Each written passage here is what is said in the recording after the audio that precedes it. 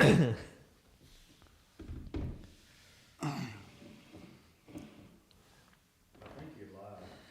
don't look like it.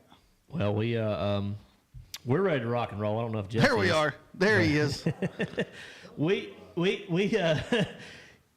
I know Ryan Sauer said about dang time you guys are back. It has been a while, all right, but forgive us. A couple things have taken place since last time we were in the studio. We were on a 20-something day. It was a long time. Yeah, it was 3 weeks basically. Basically 3 weeks. Yeah, counting travel time because we had to drive 2,478 hours to South Dakota. It was a long way. And then, but we're going to talk about Oahe in just a second. The topic of tonight's show is more top 10s in the house. Now you notice we're down a smoke, but we added a new. That's right. Never a bad thing, in my opinion. So, thankful for New driving all the way up from Columbia, South Carolina to be with us on the show tonight. So, y'all be sure to shoot New some questions. New finished the season with back-to-back top 10s. That's pretty remarkable. Anytime you can make a top 10 on the Elite Series is awesome, but when you make back-to-back top 10s, you talk about taking some momentum into the 2023 season. Momentum in our sport, we talk about it all the time. It's a big deal. So we're going to talk about the last two Bassmaster Elite Series events, Oahe, which I don't even know if I'm saying that right. Is it Oahe? Yeah. I mean, that's what everybody That's what I'm calling it. Okay. All right. Good enough. Unless you're Tommy Sanders, it's Oahe. Oahe. I didn't know Sanders, that's what he was calling it. He was doing that on the Fox Sports Live show. So tonight's topic, more top 10s in the house, because there are some top 10s to talk about from the LTF crew. And I'm saying LTF crew, New's part of the crew. He's been on the show enough. He's part of the crew. And he's known Thrift and I for over 15 years. Long time. Long time. I was talking, so the same girls cut my hair for 14 years. I'm with you on that, dude. And when I was sitting there getting my hair cut today, I was thinking about how long she's been cutting my hair. And I've been out of high school for 14 years. You've been out of high school for 14 years? Yeah, it's crazy. So I met you. You're 32 years old? Yeah. I met you the year I graduated high school. That's right. That's right. Yeah. And that's we've talked about that before, on how we met and things like that. That's on an older show, older podcast. Ryan Sowers, yes. Pretty much every time I come do the show, I get a haircut right before it. He did get his ears lowered before you came up here. Yeah. Do you even have any hair under that hat? Because you sides? I do. Oh, okay, there it is. You should have seen the hair that would come off, though. God. It was shaggy? like 2 months. You're getting shaggy. All right, so deer season started Saturday. We're not going to talk about that because I'm not allowed to talk about deer season, but bow season came in What did you do, though? What did I do? We'll bring that up. Well, tell us about your first hunt. Well, my first hunt, it's been a whirlwind of a deer season. We'll talk about it for 2 minutes because nobody wants to hear about deer hunting, right? I was going to say so I had a really, really big deer that I was hunting Saturday evening, which is opening day, and a guy that I know actually ended up killing the deer about a quarter mile from where I was at. Luckily, I found out. It's a good thing when you find out that happens because I was going to hunt the deer 2 or 3 days in a row and hopefully have an opportunity. I found out, so I went to my best friend Shuford that hunts with us. He killed one of our shooters Saturday evening, big velvet 8-point, beautiful deer. And then I went Sunday evening to chase a deer in Rutherford County that had a big turn down main beam, and I ended up shooting the deer and losing it. And people, of course I caught a little bit of hell from my buddies, but at the same time, I don't know how many deer I've killed with a bow. Probably in the 70s, just guessing. And I've lost $4 or $5 throughout my bow hunting career, and it happens. If you're going to bow hunt, it happens. New just wanted me to tell you that I screwed a shot up. I hit the deer a little high. We ended up bumping the deer, and we didn't recover him the next day. Enough about deer hunting. Yep, enough about deer hunting. Yep, that's right, Ryan. Deer season starts in the south a lot earlier than it does in the north. That's irrelevant, though. Yeah, that is irrelevant. We're here to talk about bass. That is irrelevant. Yeah, we're here to talk about bass fishing. Or fish. So, we're talking fish. I will shoot questions over to New. Ryan, I see your question. We'll address that here in just a second. But we try to come up with topics for the show and titles for the show that are unique in their own way, that aren't so repetitive, because New had a good point earlier. We get tired of seeing the same old on YouTube. And what was the one you quoted one earlier? You see it every day on about 27 YouTubers. 90% of every fisherman out there is fishing a jig wrong, or drinking water wrong, or driving their boat wrong. It's over and over and over. Yeah, it's like this is what you're doing wrong. And then you click on it and it's nothing. Well, it's clickbait. That's Yeah, what they that's call all clickbait. it is. Yeah. And we keep it real here. Yeah, if you see the topic of our show tonight, more top 10s in the house, we're going to talk about our top 10s that we made. We're going to talk about the Elite Series events. We're going to talk about next year's schedule a little bit. So, at the end of the show, again, we're going to have a trivia giveaway sponsored by Angler's Choice Marine, and they're giving away a hoodie and a hat tonight. So, a hoodie, get ready for the fall weather, and a nice Angler's Choice Marine hat to go along with it. We are going to dive into the hot topic here in just a second, but I can't say enough about Angler's Choice Marine. Y'all know we talk about them all the time. They're presenting sponsor of this show. They do have 3 locations in Lexington, North Carolina, Spindale, North Carolina, and Martinsville, Virginia. They have a huge selection of inventory.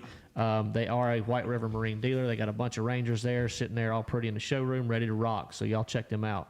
All right, New, let's jump into it. Let's. They're asking about the "Don't Suck" T-shirts. So if anybody follows New on social media, which I'm sure a lot of y'all do, he always has a hashtag that says "Don't Suck." Yep. And I don't like to suck. That nobody likes to suck. Yeah. That is, it's kind of taking a hold, right? It's kind of trending a little bit. It's kind of crazy that it did, but it has. And you're selling T-shirts now. And now, what do the T-shirts look like? Just a T-shirt with a "Don't Suck" logo. Is on it a hashtag "Don't Suck"? Or No, does it it's just says "Don't Suck." Just says "Don't and Suck." like honestly, my wife kind of is over all of that, so I don't know. But I think it was like a limited time deal, and then we're going to do another run later. I think the first batch, it ended last week, so I'm pretty sure currently you cannot order one, but. Okay. I don't know. She knows the answer. My wife knows everything. She's hot and smart, and she knows everything. So, okay, I hope that answered your question, right? Sorry. I seen 2 questions. Let's get one real quick though. New, what size or what does BLD weigh? There's 3 sizes. There's a 1/4 ounce, a 3/8 and a half. Oh, bad little dude. Yeah, bad Sorry. little dude. When we originally made it, I just wanted to do a half and a 3/8. And at Hartwell practicing for the Classic this year, I was fishing docks and I was seeing these fish suspended under docks. I was starting out with a 1/2 ounce and I was watching it go by the fish so fast. So I went to a 3/8 and it was still really fast. So I actually pulled out the 1/4 ounce that I really didn't even want to put in the line. And the 1/4 ounce is my favorite now. For fishing docks or flipping shallow stuff. That's what I finished, that and a swim bait's what I finished second on in the Open at Cherokee this year. But so it's 3 sizes. It's not just one size. All right. So, we've talked about this before. Let's just give a little fishing tip while we're at it, while we're talking about jigs. He's talking about suspended fish under docks and things like that. Talk about the trailer, how important the trailer can be on a jig when you're skipping docks with suspended bass. Yeah, so number one, skipping itself, the trailer makes a difference. You want as much weight as you can, whether it's weight from the lead, whether it's weight from just actual weight, because it helps you skip farther.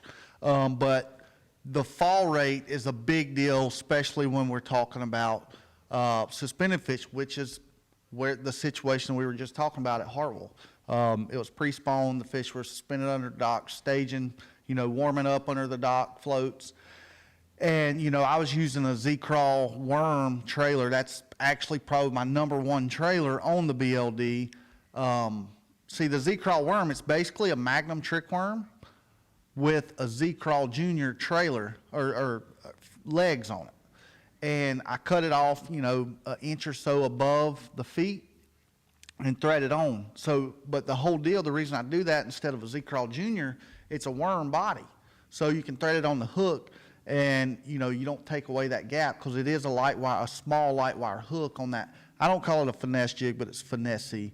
Kind of got away from what you were It's talking. a compact jig. Yeah, but not necessarily finesse, but compact. Going back to your question though about the fall rate, so you want something that's like, say, a big salty chunk. It will slow it down, but it's flat, so it makes it glide, but it doesn't really slow it down a lot, but because it doesn't have a lot of drag. If you put, say, a twin tail Fat Albert or a Z-Crawl or a Speed Cross, something that's actually got drag, that slows the fall down. And of course, like if you go from a Z-Crawl Junior to a Z-Crawl, the Z crawl is going to have more drag, so it's going to slow it down more. And I know that sounds like a lot of information, y'all, but that really makes a big difference. In my experience, too, you know, especially with spotted bass on docks, you know, they like a trailer with a lot of action because, you know, if those fish don't get it on the fall, you get to hop in that jig pretty violently. They like something, you know, like a speed crawl or something that's got a lot of action when you do hop that bait because it just seems to drive them nuts. If you want to slow it down and still get the action, you can go to the super speed crawl. Which has got a lot more drag, like New was talking about. But there's a difference in trailers on how they glide, how they fall, how they vibrate, the water they displace. You know, that does make a big difference in your jig fishing. All right, let's back up to Oahe a little bit and talk about Oahe. New ended up making a top 10 there. New ended up following that with a top 10 at Mississippi River, which we talked about that a little bit earlier, but we'll dive into Mississippi River here in a little bit. Oahe, when you first got there, you were kind of wet behind the ears like I was. Somewhat. You had you been there before? No. Okay. No. So you were same boat as me as far as, you know, internet research, thing like that. That's all you had really had. Well, I had a little bit more than that because Felix and Schmidt went last year. And, Okay, you know, so both the three of us, you know, Yeah, right. So you had a pretty good idea. what they know, I know, and what I know, they know. I understand. And they said it's the most phenomenal fishing period in their life. Now, I did hear that from a couple other elite, like Carl Jacobson told me the same thing. He said, dude, the place is unbelievable. Frank Talley said the same thing, but something changed a lot. So what I think changed, and you know, between the three of us, we talked, and obviously I wasn't there, but it made sense. You know, the lake was 2 or 3 foot lower this year than it was that same week last year when it was phenomenal. Yeah. I think the way that lake's laid out, it's basically a great big giant river, more or less. More or less. I would say great big giant river, yeah. Yeah, well, that's kind of what I said. But I'm just emphasizing the big. I think that current, when it fell, pulled the bait down farther down the lake.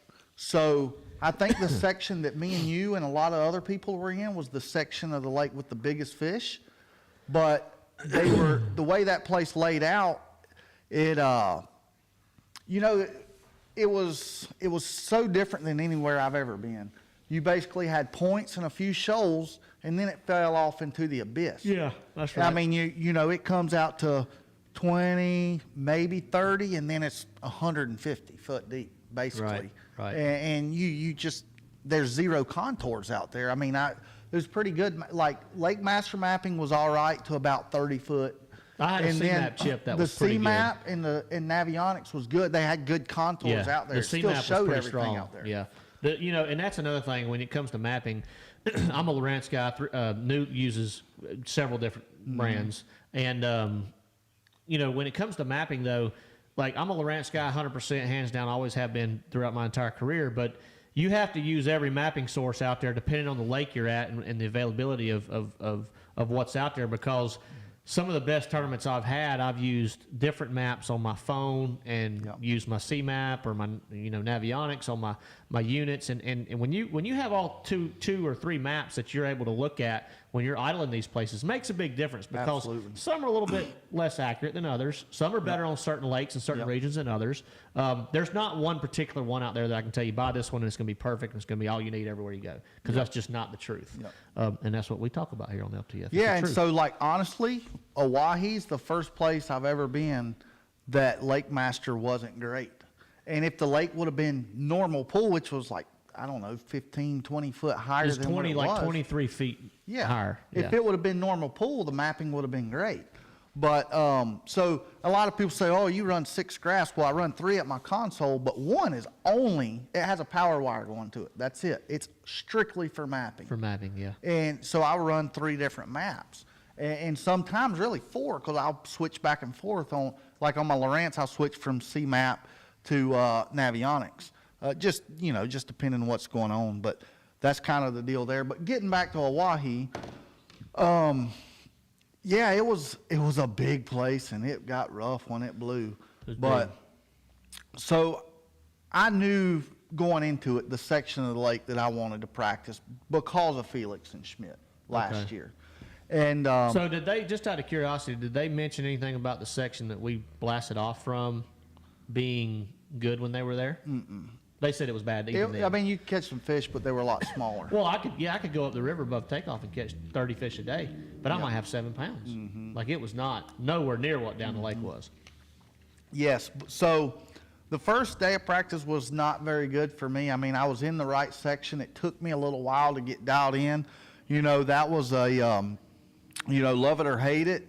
A lot of people hate it, the LiveScope or, the active you got to target. have it, right? I mean, Yeah. it's just it's a necessary evil that we got to have in tournaments like that. If you don't, you're going to have a tough time competing against guys like that. But see, we're getting off track here, but it makes people think it takes away, and maybe it does to a point, but it's also teaching us so much. People think LiveScope just shows you where to cast, and it does, and it speeds up it eliminates all the dead water where there's no fish. It eliminates that, but at the same time, when you see a fish, it teaches you if you're throwing the wrong thing, or if you're close but you're not there.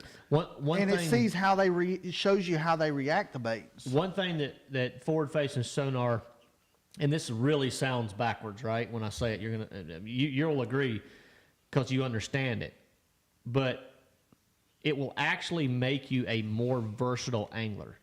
And when I say that, you're going to be like, how's that possible? Because it's I see the fish, I throw at them, I catch them. Well, it's not like that most of the time. Like that. What it makes you do is it makes you understand how fish react to different presentations, different retrieves, different bait sizes, different weight sizes, different fall rates, It makes you a very detail-oriented angler. Exactly what we're talking about at Lake Hartwell in practice. Correct. Same thing.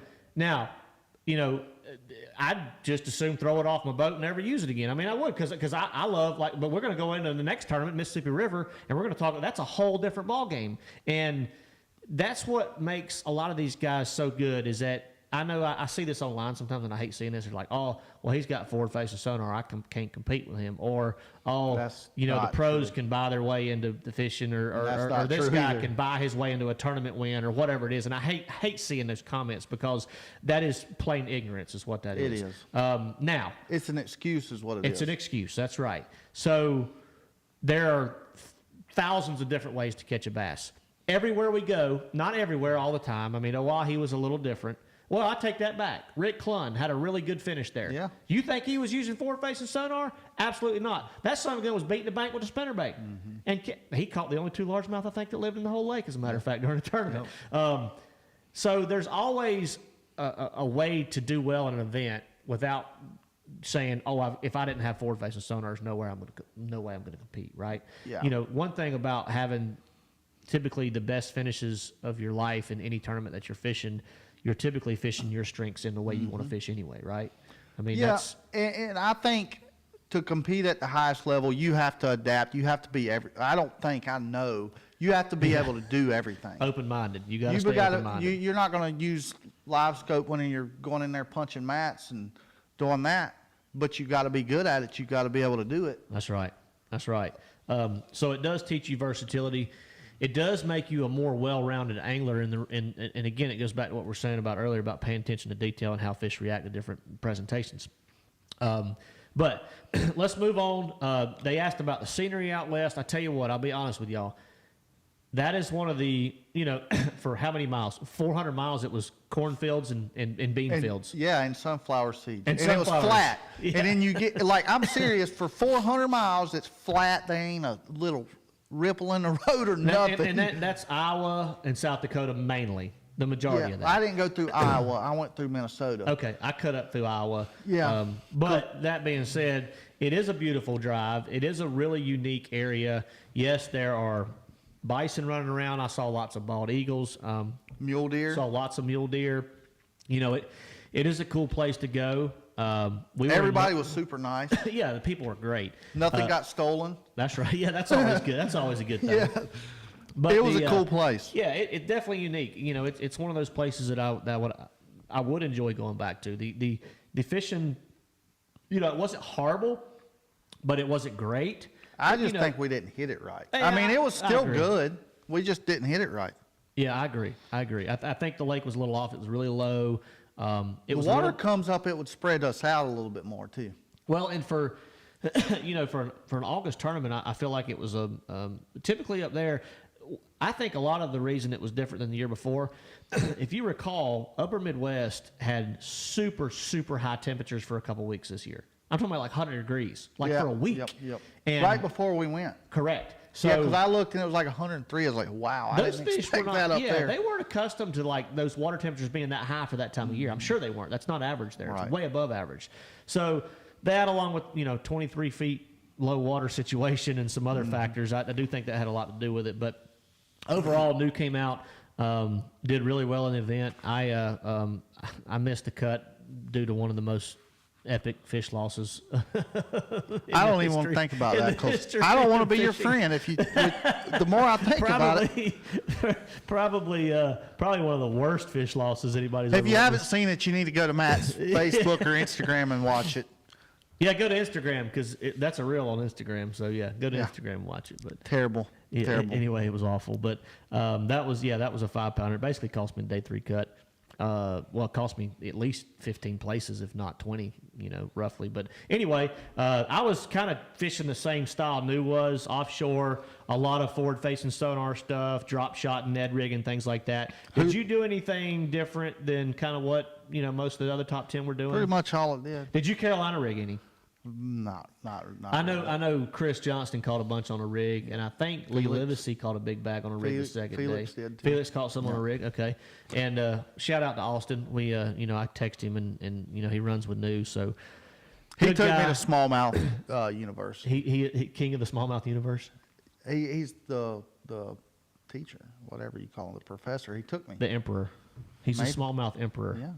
Now, the Johnsons might have something to say about that, but other than that, yeah. They didn't take me to. I didn't go to their university. Well, when they get up, I didn't say he's the best. He's one of the best. Yeah, when they get up in, there's a lot of good smallmouth fishermen on the Elite Series, obviously, but get up into that Minnesota, Wisconsin, South Dakota area, Felix might, well, he proved he's the king up there. Pretty good. He's the king Pretty up good. there. Yeah. All right, let's slide over to the Mississippi River because we did finish off the year with a bang. New looked at me kind of sideways earlier when he said, "That's the only top 10 you made this year." And I said, "Yeah, I ended up 6th in the Angler of the Year standings, and that was the only top 10 I made this year." Well, it just because I finished 15th in the points, but I did finish second from last at Chickamauga. But I had 3 top 10s in the elites, Right. And then two more other top 10s. It's crazy, and I have never been a guy that makes a lot of top 3s and things like that. I've always been more of a make those championships each and every year. This year was a little frustrating. I had like an 11th, a 13th, a 19th, a 20-something. A lot of good finishes, but I was just outside. Like Chickamauga, I missed it by an ounce. I finished 11th at Chick this year. And it was nice to finish off the year. Can you read this? What? Let me turn it up for you. What's that for? Nothing. You finished 11th at Chick. We never speak of that again. Of me finishing 11th or No, the Chick. lake? Just because you got drilled on live Chick. for talking bad about a lake. Oh, I don't care. I just don't want to talk about Well, that place. I'm not going to sit here and badmouth Chick, but I will tell you it ain't what it used to be. No. I mean, that's a given, right? That's a dump hole. That's a given. All right. Ain't that right, Ronnie Moore? What are we talking about, man? You got me. Oh, Mississippi River. yeah, Mississippi River. So we talk about these forward-facing sonar events and how it's dominating the sport and how everybody says they got to have it. Well, let me tell you something. Chickamauga, Santee Cooper, St. Johns River somewhat, but most likely not, Harris Chain, Mississippi. Did I already say Mississippi River? I already said Mississippi River. Maybe. That's 5 events, okay? 5 events this year where you could have won the tournament without any forward-facing sonar whatsoever. 100%. Lake Fork. Oh, I forgot about Fork. Yeah, that too. Where else do we go? So Pickwick. Pickwick, that was pretty important to most people. No, it wasn't one with it. Who won Pickwick? Really? Brandon Lester? Oh, yeah, sorry, Lester. Love you, buddy. Yeah, that's right. But he was using... The smallmouth tournaments was it. Yeah, he was using active target, though, a lot in that event. Yeah. But that being said, to our point, you can still compete at a very high level, not have to rely on thousands and thousands of dollars of electronics. There are certain events like St. Clair Smallmouth Tournament, an Oahe Smallmouth Tournament, St. Lawrence fishing on Lake Ontario, things like that. There's certain situations where, yeah, you really need to have it to compete at the highest level, but at the same time, I really ain't sure that St. Lawrence was one with it. You're actually right. And the more I think about that, well, Jay did use it a lot, but I had a decent finish. I didn't finish in the 30s there, but Hackney did really well there. Mm-hmm. And I promise you, none of us were using forward-facing sonar. We were all fishing in less than 5 foot of water. Yeah. There's a lot of us that were doing that. Now, we didn't win, but we had good finishes. This was sight fishing, not bed fishing, but it was sight fishing, cruising smallmouth, throwing all kinds of different varieties of baits to catch them. Now, all right, back to the Mississippi River. So I took my LiveScope off. There you go, forward-facing sonar at the Mississippi River. Now, so I was down to 5 graphs. Poor new. No, I was actually 3 because I took my third one, or I was 4. I took one off the front, one off the back. Well, tell them, they might be wondering, well, why would you ever take it off? But tell them some of the reasons why you took it off.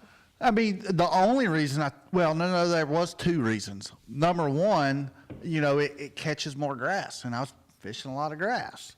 And number 2, running 360 and LiveScope at the same time, you can only pull your trolling motor up so high. I don't like, if you mount the transducer on the foot like a lot of guys do, yeah, you can still pull it up as high as you can, to go shallower. I don't like running it there. I think it runs better on the shaft. And so, yeah, I mean, I was able to bring my trolling motor up, another 4 or 5 inches by taking the transducer off. And I wasn't using it anyways, so, I finished, I think, 5th, so without LiveScope. Yeah, so it was not a necessity there. I never turned mine on. Actually, I was fishing in such shallow water, and even when, I think on day 1 and day 4, it wasn't very windy. It was pretty dead slick calm. On day 2 and 3, it was pretty windy. Am I right? Something like that. Day 1, it was dead slick calm, like 0. I don't remember a much wind at all. I mean, there was a little. Day 2 and 3 had some. We had the storm on day 2. Yeah. I went to the shed. That's something that I turn mine off. When fishing super shallow water like that, I don't use anything. Sometimes I use my map just to follow some trails and waypoints, things like that. But other than that, I typically will turn most of my electronics off, and my forward-facing sonar did not have any action whatsoever at the Mississippi River. New ended up 5th. I ended up 6th. I think 5th, is that correct? Yeah, we were back to back, and then I beat you. I know that. And I beat my roommate Scott Martin, finished 7th. So I beat you. That's all I know. I beat you. That's all I know. So 5th, 6th, and 7th for me, New and Hollywood. Good finish to the year, and that was a fun tournament. It was. You could catch them jokers a lot of different ways. It was all power fishing. I take that back. I did catch one or two. I caught a lot finesse fishing. Yeah, I caught some finesse fishing, but the bulk of our weight throughout 4 days probably came power fishing, right? I mean, yours was swim jigging. I caught 16 pounds on a spinning rod the first day. Well, after that though, like all the stuff on live, you were throwing bait casting like heavier stuff. Yeah. I caught most of mine on a bladed jig. I caught some punch in the final day. I caught smallmouth on a topwater big walking bait. It was kind of pick your poison, and it was Mississippi River is a fun place to fish. It is. If you've never been there, especially out of La Crosse, you've got a lot of options. You can go fish grass. You can go fish current breaks. You can go fish jetties. You can go fish schooling fish. You can go fish. You can flip undercut banks. You could do anything you want to do there and have a good time. Spillway. There's a lot of stuff. Spillways, yeah, spillways. You can lock up and down fish. You can fish man-made riprap. You can fish just you name it. Am I missing anything? No, I was reading questions. Oh, okay. But no, I think you got it. That tournament, anytime you go to the Mississippi River, especially a lot of cross, 15 pounds a day is pretty strong. Mm-hmm. The weights were a little bit higher there because I know I had 45 after 3 days, which is basically I had 45 even, which is basically 15 pounds a day, and I think I was in 4th or 5th place. So the bar was set a little higher, and I think the winning weight, I don't know. I know Schmidt it was had 63 pounds, I think. I know Schmidt had 17 basically 3 days. I think it was 63 and then pounds. I don't know about the other day. Yeah, so 60 pounds in my mind, not thinking I could catch that going into the tournament, but I was like 60 pounds wins this tournament. You know, like I'm thinking 60 pounds probably wins this tournament. But first, second, and third, I think all broke 60 pounds. 62, 60, 61, 62, 63. Lester had a giant bag the last day, which put him over the 60-pound mark. Chris Johnson had a good bag. It wasn't quite enough to take over Schmidt, but it was like 60, like 3 bags over 61, 62 pounds. So very, very strong showing at the Mississippi River. Mississippi River showed out. For this time of year, I think it showed out. A lot of people, I was a little bit concerned because the Tackle Warehouse Pro Circuit was there last year. They talked about how tough it was. Yeah, their weights wasn't great. The weights weren't that good. It was pretty tough. I mean, there was some good bags, but like overall, it was tough. Yeah, overall it was tough. Some guys were talking about struggling to catch a limit, you know, and that was that was a little bit of a concern going in. But I think overall the river fished pretty good. Seems pretty healthy, full of fish. Oh yeah. And there was a lot of options there, and that's always cool to go into a tournament where you know, number one, you don't have to have forward-facing sonar, 6-pound line, and spinning rod. Right. I mean, you probably could have done that there and caught them. Oh yeah. But that being said, you had a lot of options. A lot of options. Yeah. Let's knock a few questions out. Yeah. Let's go back to Kevin Dellinger, who's an actual buddy of mine, but he's got a good question about batteries. And you want to take that one, or you want me to take it? Forward-facing technology. I run Lithium Pro lithium batteries, obviously. And I'm on the Rely on Lithium board train too. So I know lithiums are expensive, but the warranty that comes with them and the life. It is like, if you do the math, it is a lot of money up front, but in the long run, it pays for itself. And the advantages that come with it, I mean, shallower water, more room in your back of your boat if you want it or you need it, and just more life of power. And so I run 2 12 volts parallel, and you know, essentially it makes one giant 12 volt. It's like 426 amp hours, I think, that I have in the back of my boat. It makes a huge difference. But if you know, AGMs, obviously they're a little bit cheaper. They're great. They just don't last as long. Yeah, their lifespan isn't as long. Plus their power span isn't as long. But you know, before I was running lithiums, I was running. It was a red top. It's like $500 battery. Trojans? No, it wasn't Trojan. It was Odyssey. It was Odyssey. Okay. It was a really good battery. Very heavy, very expensive, and like I said, you know, it's over $500 battery for one of them. But you know, like I said, I'm running lithiums and I'm very happy. And I'm running more electronics than anybody on the planet, I think. Thrift will argue with you on that. But at the same time, Thrift runs Rely-Ons. I run Rely-Ons. I run 412s. I run RB100s, RB-HB100s for my cranking, RB100s for my trolling motor batteries. The biggest thing about the lithiums, yes, you're going to spend $1,000 a battery on average. Could be give or take a little depending on the brand. Be careful about buying any lithium battery out there, because there's the LiPo4 stuff, and then there's some of these guys that are jumping in on the lithium bandwagon, and they're ordering a bunch of batteries from China, slapping their own logo on them and selling them. There is a difference in different types of lithium, so be sure to research that before you dive into the lithium deal. The other thing is, and we talked about this a little bit before, is charging systems. Yes, and that's what I was about to bring up. Like, if you want to save a little bit money and not go the lithium route, the power pole charge is the best thing you can ever put in your boat. 100%. I mean, you can pull up on your phone, you can pull up on your graph what your power is in your boat. If you start getting low here, it pulls it from there. If you get low there, it pulls it from here. If your cranking battery gets too low to crank it, you can jump start it. It'll charge that battery. Your cranking battery from your trolling motor, it can break that 36 volts down to 12 volts. And that's unbelievable. And plus it's charging your batteries throughout the day when you're running.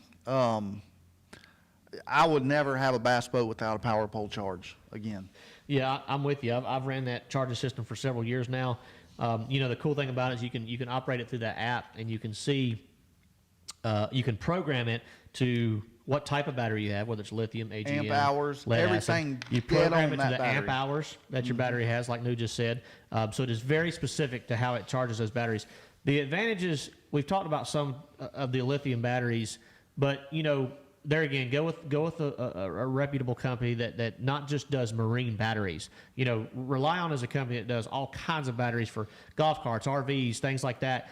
They had a big history with that stuff before they ever even dove into the lithium battery deal. So pay close attention to that. Don't just buy the cheapest ones out there, because you might get in a little bit of trouble if you do that.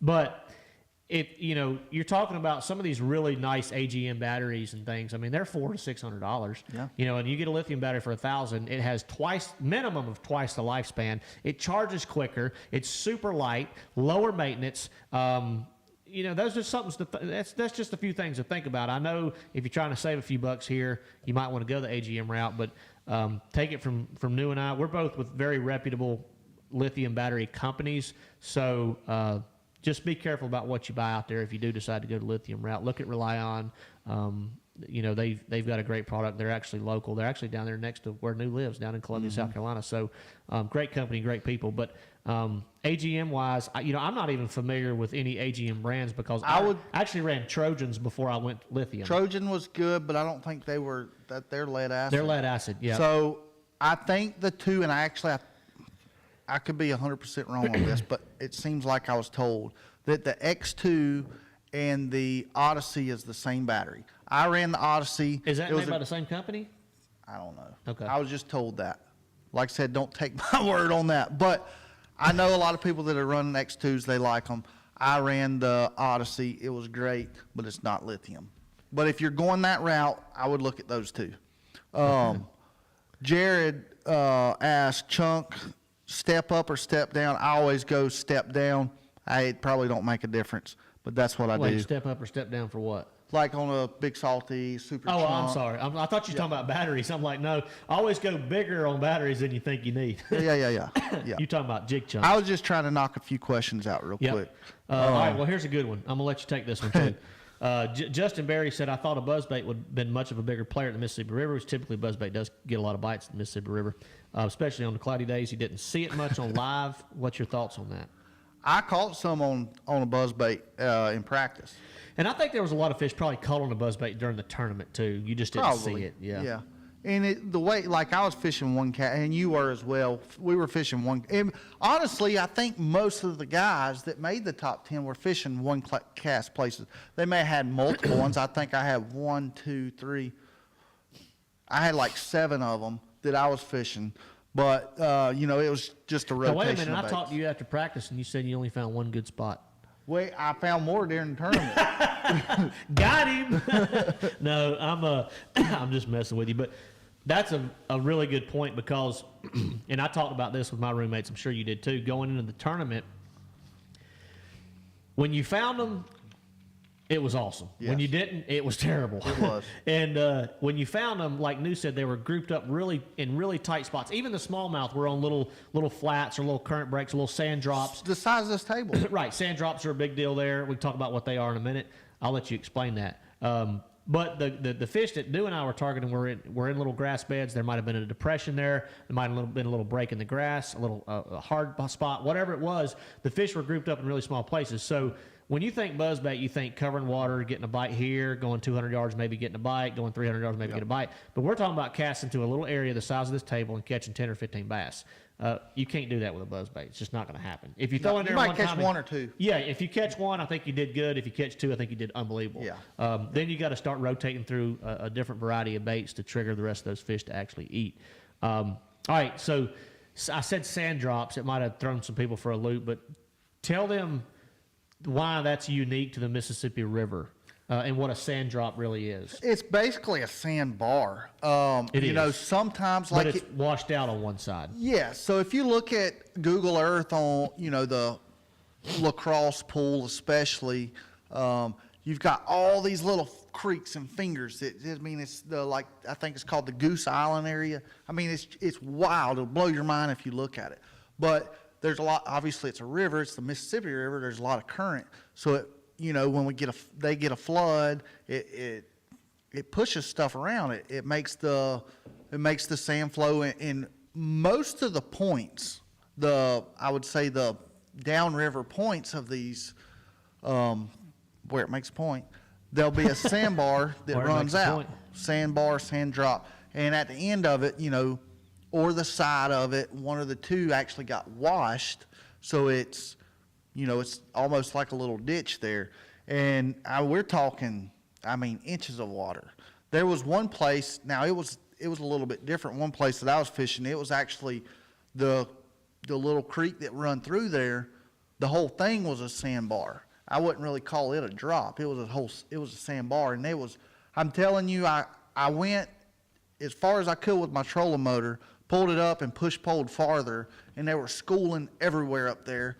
I was throwing just a small walk bait, a Spook Junior, and I caught a lot of fish there. Most of them were shorts. The first day I did weigh in like a 3.5 pounder, and I think one another day. But yeah, I don't know if the bait gets there and then the fish get there. I don't know, but I know that they get there and you catch them, and you can catch a lot. Yeah, you can. I got on some little places, little sand drops like that with a spook, and caught repeated smallmouth on a big walking bait. Yeah. And there's not much more fun than catching smallmouth on big topwater bait. All right, let's. Ryan Sowers wants to know if you built a house yet with all those winnings. No, I want to pay cash for it. I hear you, big dog. Well, if you want to pay cash in this day and age for a new house that you build, you better win a few more I got tournaments. a long way to go. I'm not saying you don't have the money. I'm just saying that it's expensive to build a house right now. I know. One on England is on here. What's up, man? I appreciate you tuning in. Let's see.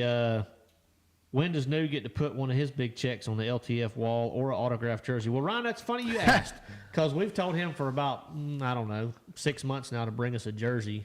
And he walks in tonight, and what's the first thing you said? So I got up this morning, woke my daughter up for school. That's not my question. What? I told you, I meant to bring you a jersey tonight. But I was telling a story. I got up this morning, woke my daughter up to go to school, went to the closet. I said, man, I need to get a jersey. And she said something, distracted me, and I thought about it when I walked in the door. Perfect. Perfect. All right, anything about the Mississippi River? Anything else you want to add about the Mississippi River? Then we're going to dive into next year's schedule for the last 10 or 15 minutes. Yeah, it was a good event. It was fun, And congrats to our boy Schmidt. Yeah. How about that? The two last tournaments, two of my best buddies in the world win back to back. And in practice, the first, I said two of. Okay, good. Not, we got to clarify that. but also Matt I've known him for 14 years now, and he's yet to invite me to a dove hunt. So he just went farther down the list. Throw that out there. Thrift came this year. He got an invite. I didn't get an invite. I didn't even know you dove hunted. Well, you don't. I've never been, but I got an awesome shotgun. I've never been. Anyway, no, okay, I'm not even going to respond to that. You're invited to the next dove hunt, dude. Unofficial, We'll see. Official invite. Y'all heard it right now. here. Yep. It's documented. I saw a question earlier. Let's talk about. Hold on. I got to tell one more story. It's real quick. Okay, I'm sorry. The first day, I think it was the first day of practice. It may have been the second. I think it was the second. It don't matter.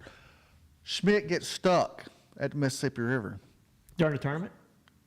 Practice. I just said practice. Oh, sorry, I missed it. Calls me. I get there. I'm prepared for everything. I got a great big, long, heavy-duty rope. I get there, and Felix pulls in the same time I do. So he called me and Felix. So I said, well, I just let you pull him out. I provided the rope. So the winner from Oahe pulled the winner from the Mississippi River out. I'm going to get stuck in the first tournament next year and call Schmidt. All right. You think that'll work? I'll have to come bring you a rope. I might put a rope I'm going to start charging for my rope. For your rope rental fee. No, one on England, we have not been out to Moss and fished any Thursday tournaments lately. Tyler's been out there fishing a little bit, hasn't he? Tyler doesn't have a mic. He's over there running the laptop for us, but he has been out. He has been out fishing a few. Matters of fact, he said the bite's been really, really good out there the last week or so, hasn't it? Yeah, it's been really strong. So might be a good time to get out in the Moss. I know as it cools off, it'll get pretty good, and then when it gets super cold, they tighten up a little bit after that. For Smoke or Jeff, yeah. Ryan, we haven't cooked any wild turkey. I have done a little bit of wild turkey. We got a bunch of wild turkey in the freezer, but we have cooked a little bit here and there. Yeah, shout out to our boy Smoke. We didn't even say that because he's fishing the BPT. Yeah, made the cut. Made the cut today. Made the day 3 cut. Yep. Or the next round. What do they call the next round? Is it knockout? No, this is the knockout. I They're don't in the know. I sudden just death- know he's got to be in the top 8 tomorrow. They're in the sudden death round. That's what it's called. It's above my head. And then the championship round. Yeah.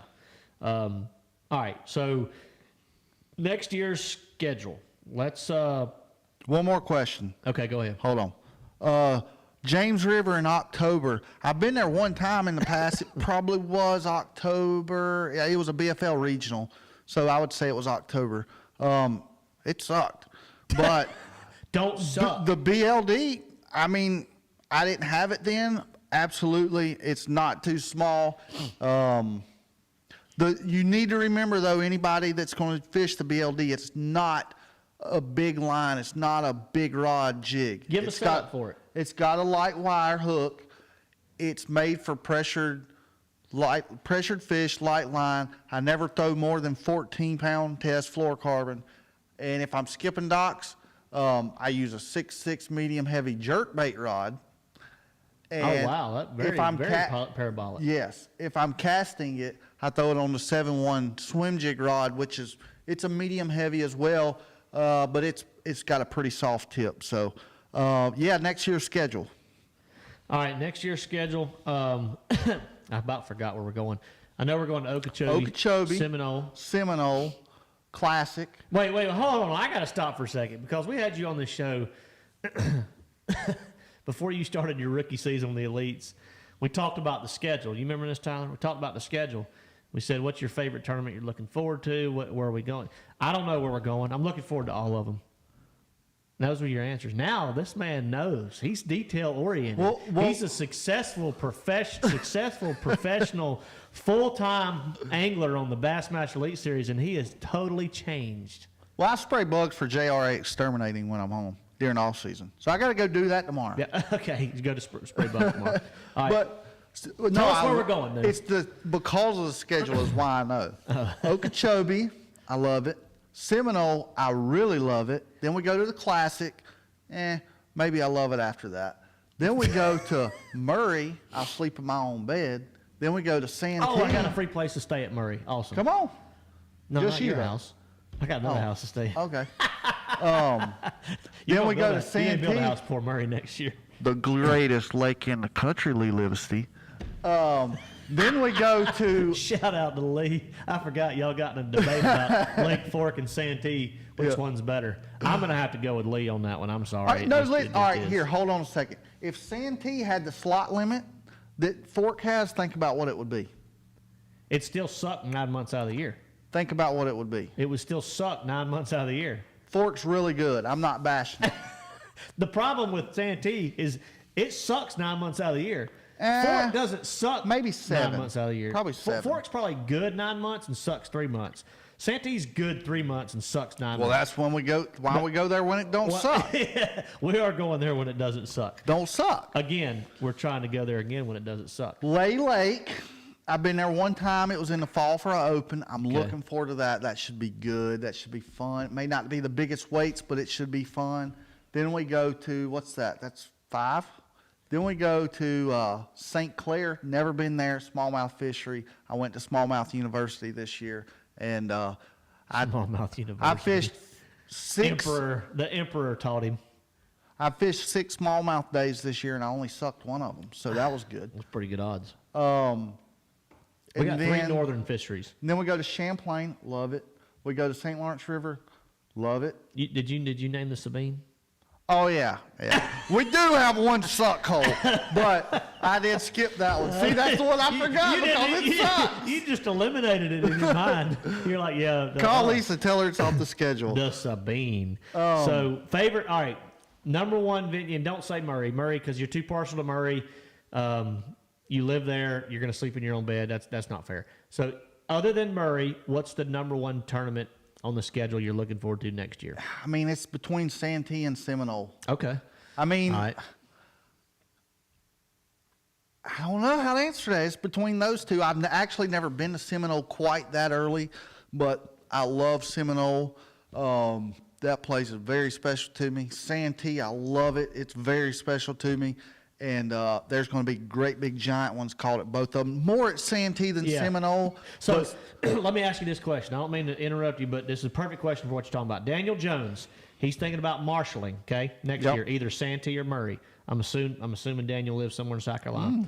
Which one would be the best from a marshal standpoint, Santee or Murray? I would say Murray is going to be more fish caught.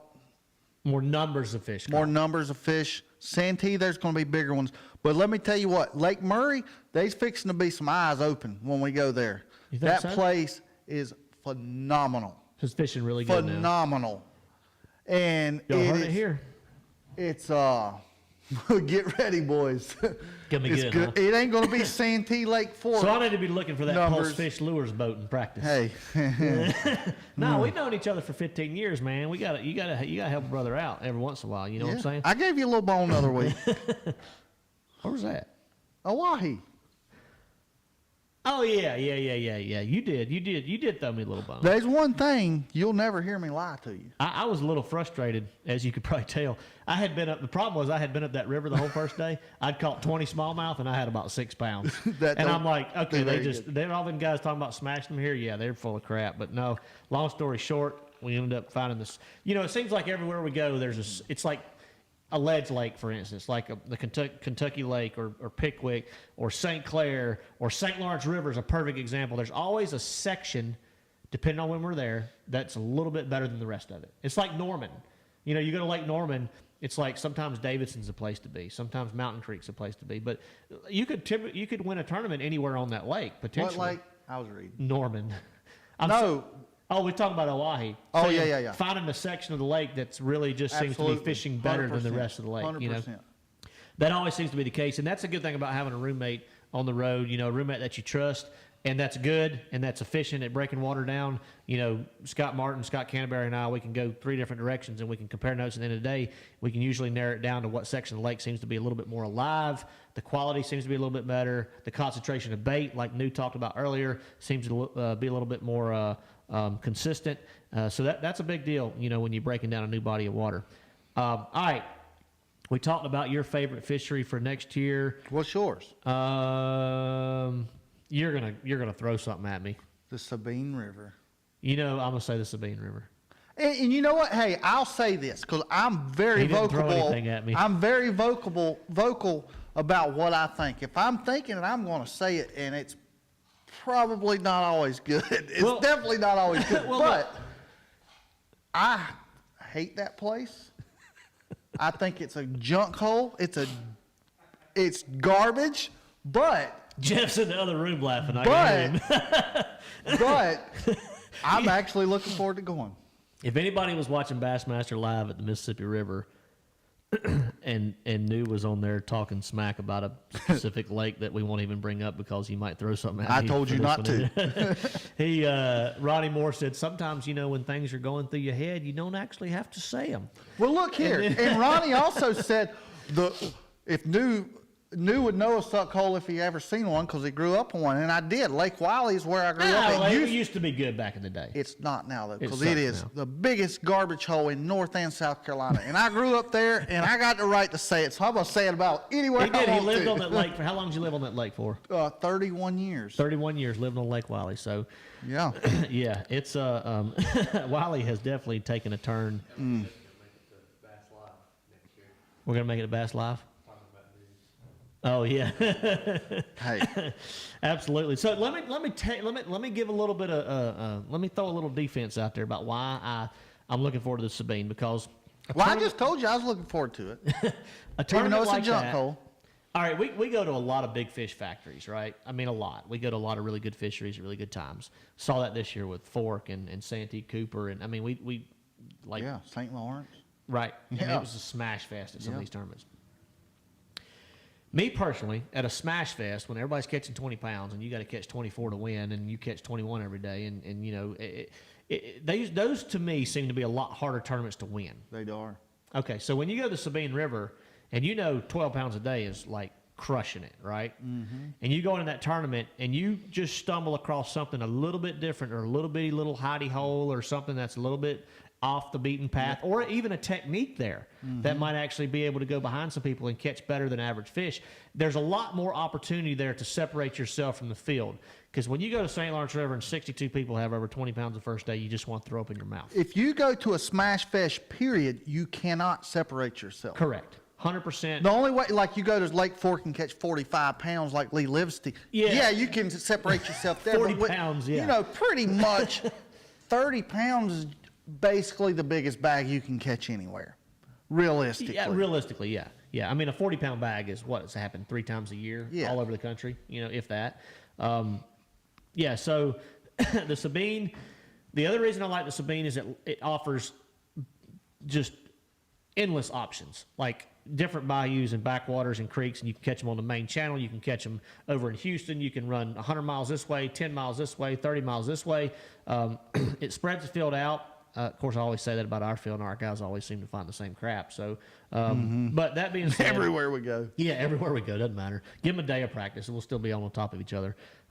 It's a unique fishery in the fact that it offers so many options and so many different ways to catch a bass, and that a 2.5 pounder there goes so far, as opposed to everybody catching a limit of 4s. You catch a limit of 12 inchers and you add a 2.5, and it changes your whole day. Or a 3 pounder, should I say? Yeah, you can separate yourself big time on a dump hole. Correct. And that's why I look forward to those tournaments. Not because it's the greatest fishery in the U.S., because we all know it's not.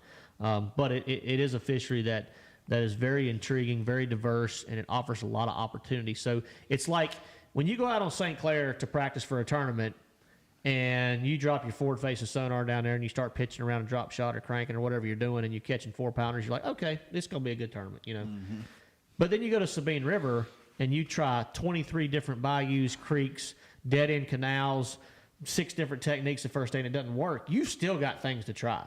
But St. Clair, you're pretty limited, comparatively speaking, right? Yeah. I mean, St. Clair, you can... Every time a major tour goes there, it's one of typically like 3 ways, and typically it's one in the lake, not the river. The river produces big bags, but it's not where you win a 4-day tournament normally. Sabine is just very, very, very different in the way that you have so many different decisions to make. Yeah. You can completely flip-flop what you're doing and possibly go catch a 3 pounder. Yeah. You know what I mean? So that's why I look forward to that event. Not because it's going to be a sack fest, because we all know it's 7-8 pounds a day. He's going to be pretty strong there. All right. Any more questions, New? Did I miss some questions while I was sitting there yakking? Well, I seen somebody earlier said, does New have a nickname? And then Keith Wood just said, Brian no filter New, and that sounds like a pretty good one, because I don't have one. Well, you hadn't dropped your drawers yet. Online, no, I have not done that. We didn't even talk about that tonight. It is almost 8 o'clock, but I talked to Matt Robertson at Mississippi River, and for anybody that didn't get to catch the live segment of Matt Robertson deciding to drop down to his whitey tighties on Bass Live, he did get hit with a little penalty from Bass for that. If anybody's wondering, I'm not going to sit here and talk about what it was or what they said or what happened, but that's between Matt and Bass. But it was funny. I'll give it that. I mean, I was laughing. I mean, I'm not. Oh yeah. Matt. I haven't gotten to know Matt real well, but he's a good dude. He seems like a pretty good dude. He really does. He's very down to earth and just straightforward. He's a straight shooter. Yeah. You got to respect that. He's obviously a very good fisherman. Yep. And he's not he afraid gives to show zero.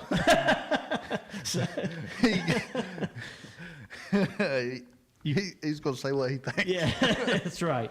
When I saw the No Filter New nickname, I thought about Matt Robertson's the first one that came to mind.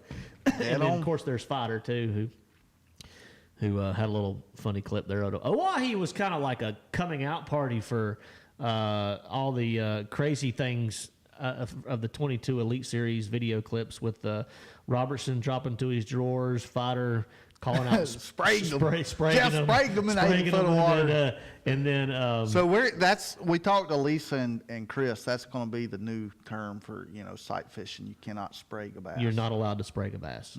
Okay, so you think they're going to say that in the rules meeting? Yeah. Next year. Yeah. Okay. It's official. We'll see. Is that going to be written in the rules? Yeah, Like no it's spraying? official. Okay, No no spraying. spraying. New rule. Rewritten rule. What do you think about that, Tyler? Tyler has no words. Tyler has no words. Well, Tyler has no mic. I can hear him, but nobody else can. All right. Let's see. It's 8:01. So, y'all, we do have a trivia giveaway tonight. We have a really good question. I got to give 100% credit to New. He came up with the question tonight. That's right. I thought for 4 or 5 days about what the question was going to be. It is funny. He texted me today. Thrift would never do this, by the way. I love you, Thrift, but Thrift would never do this. We've had 125 shows or something crazy, right? You know how many trivia questions Thrift's come up with? One. Didn't he have one less week? than five. Less than five. Okay. I thought you were going to say none. You text me today and said, hey, you got a trivia question yet? I've been thinking about it really hard. And I was like, about to drop my phone because I've never seen a text like that before. And New started shooting some trivia questions out there. Yeah. And he said one. And I'm like, that's perfect. That's perfect. Because it'll take people a long time to get it. Now, that being said, we have to kind of round this off. So how do you want to round this off, New? It can't be to the exact because we might be here for hours. There's not point anything. I get it, but still, it's like we gotta round it off to the nearest 100. 100th? 100th. So take those and turn them to zeros. Okay, that's fine. You see what I'm saying? Yeah. Is that confusing? No. Okay. All right. So it is trivia question time. And tonight, if you got on late, we are giving away. Y'all throwing answers. They're throwing answers. They always do this. They throw answers at me. Well, I gave a little hint. I did. Brian, he did. But I didn't give it away like that. He did write it on his hand. He wrote the trivia question answer on his hand. All right, we are giving away an Angler's Choice hoodie. Because it's rolling into the fall, cooler weather. It was actually 50-something degrees when I woke up this morning. And an Angler's Choice hat, so valued at probably $75. So here we go. Y'all shoot us a message on Facebook if you end up winning the trivia giveaway tonight. Give us your size of hoodie that you need and your shipping address, and we'll get that out to you ASAP. Here we go. Ryan said don't smear the answer on your hand, so you can actually read it. So So from the start of the 20, no, you ask it. I'm gonna screw it up. All right, you'll give the answer It's his away. question. All right, so whenever I picked my boat up, broke it in. Which was when? January, early January Of 2022. of Yep. 22, until the last elite event, which was a week and a half ago, something like that. I don't know. How many gallons of gas have I burnt through my motor? Whoa. So from the time New picked his boat up in January of 2022 until basically the last elite event, which was a week and a half ago, how many gallons of gas has New burned in his boat? And we know that off of our Mercury smart gauges. If anybody's wondering, Yes. we know that. So I see one really close answer. So again, y'all, we're rounding it off to the nearest 100 Yes. to Yeah. make it easier, because we could literally be here for hours. If if you see an answer, holler. I'm gonna scroll back in the meantime. It was not 13,000 gallons, thank God. Taylor Lawson Fishing. I did hear about Mr. Trey Swindle getting DQ'd from the Bassmaster Open. I texted Gerald when that happened, and I asked him. At first, you know how rumors start flying when things like this happen. They said, he didn't have insurance. Well, Trey did have insurance, but Bass's rule states, same with the Elite Series, that the minimum liability coverage must meet $300,000 or greater. He had $150,000, I think is what Gerald told me. Don't hold me to that, which was only half of the required minimum, and that is the reason for his disqualification. So the rule is written out just like I said it. And, it's a hard lesson learned for Trey, and we all hate that. But but there again, 300,000 is the minimum. We know that going into each and every season, and yeah, that's a bad deal. It's tough. It is tough. because he didn't cheat, he didn't do anything wrong, but Right. at the same time, you know, he messed up and he should have knew it. It could happen to any one of us, and I mean, I'm not gonna lie. Whoa, never mind. I mean, every time Ooh, I Chris, see a lot of close ones. every time Chris asked to see him, I was like, oh God, I hope it's right. I mean, because I know it is, but still, it's not something I look at every day. Yeah, I carry with Ranger, I carry $1 million liability coverage. What just happened? It's funny because I got in a little jam, and I didn't tell you about this, New. Are you watching the feed too, Tyler? All right, Oh, you so don't even know the answer. Well, let me just. Oh, I see it. I got one. Oh, I yep, got one. yep, Stephen yep, Vaughn. yep, All right, Stephen yep. Vaughn is the winner, the El Champion. Y'all can stop slinging answers at us. I got We've like 30 coming we've in got at a time. 43,286 comments with the wrong answer and one with the right. Crap, man, I lost it. It was Stephen Vaughn, right? Yep. Stephen Vaughn. It is 2,400 gallons. It's actually 2,412.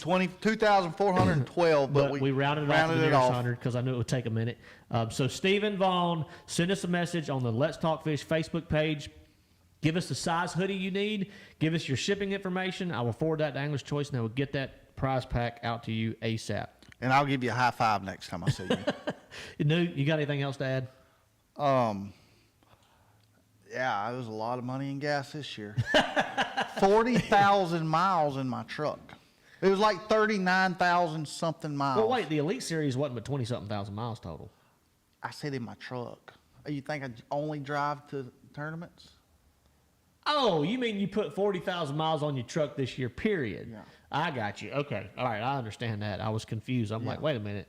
I only put like 21,000 miles on my truck. A lot for of money. I mean, You must have gone a like lot of money in gas. around the U.S. 2 or 3 times Lot before of going to money in Florida or gas. something. All right. So, y'all, we appreciate y'all tuning in. We had a little hiatus there, but we are back. We plan to be pretty regular through the fall. We're going to have a lot of good giveaways coming up. We are actually talking to one of Bryan Thrift, smoke sponsors, and I. We have a mutual sponsor with Rely on Battery. We might even get one of them lithium batteries in here for a giveaway here soon. So y'all stay tuned. Hopefully we'll see you next Tuesday. Thrift will be back from Mille Lacs with hopefully a top 10 finish or better. Yeah, y'all go root our boy on tomorrow. That's Get him right. in that top 8, then maybe he can come out and punish them boys. Jeff, you got something to add? You came rolling up in here like you own the place. Oh, wait, you do own the place. He does own the place. Okay. Yeah, all right. Well, you look like Is that you do. mic even on that you just spoke into? Okay. When am I Might be going on. to get a Lunker Tech shirt? We still getting answers. We still getting answers. We'll hook you up. You're getting one today. I know Today I'm somebody. getting a Lunker Tech shirt, boys. All right, y'all. Again, thanks for tuning in. We will see y'all very soon. I promise it will not be a month before we see you again. This episode will go to our podcast platforms hopefully in the next 1 to 2 days. Jeff's looking at me like he's going to kill me. Maybe. Maybe Tyler's 1 to gonna 2 do- Tyler's years. smiling over there. Like, It'll be But- less than a year and a half. Again, appreciate y'all tuning in. When we can't go fishing, we're going to get in this studio at 7 o'clock on Tuesday nights and do what? We're going to talk fish. We're going to talk fish. And remember to don't suck. Don't suck. See y'all next time.